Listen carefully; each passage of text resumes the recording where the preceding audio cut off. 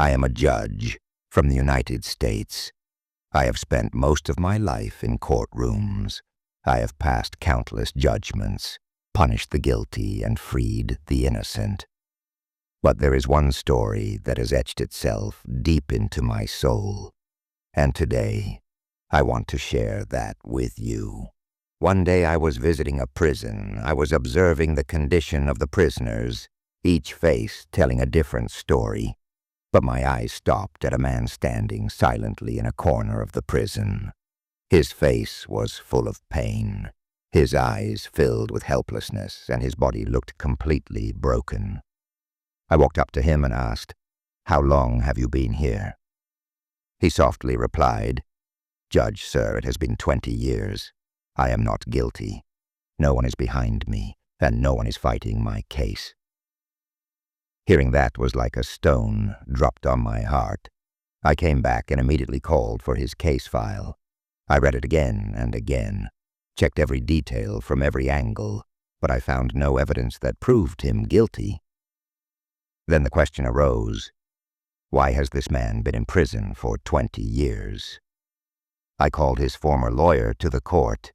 When he came, I asked him why he did not fight this case. He lowered his head and said, "Judge, sir, he had no money to pay my fee. I knew he was innocent, but I had no time, and without money, I could not fight the case." His words set fire inside me.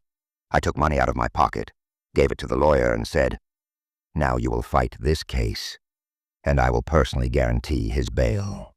When the case reopened, I personally heard every argument. I reviewed every piece of evidence. And then the day came when I announced my decision. This man is innocent. He is to be released with full honor.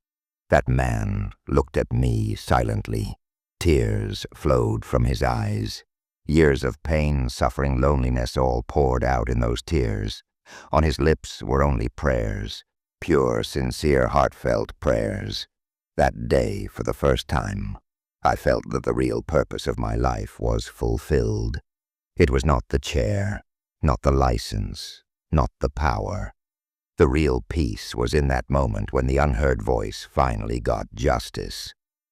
The lawyer who was watching the scene had shame clearly written on his face. Perhaps he had realized his mistake. But for me, that day became the most precious memory of my life. This story is not just of a judge. This is the victory of humanity. It proves that when there is mercy in the heart, even the system can bend and justice always wins.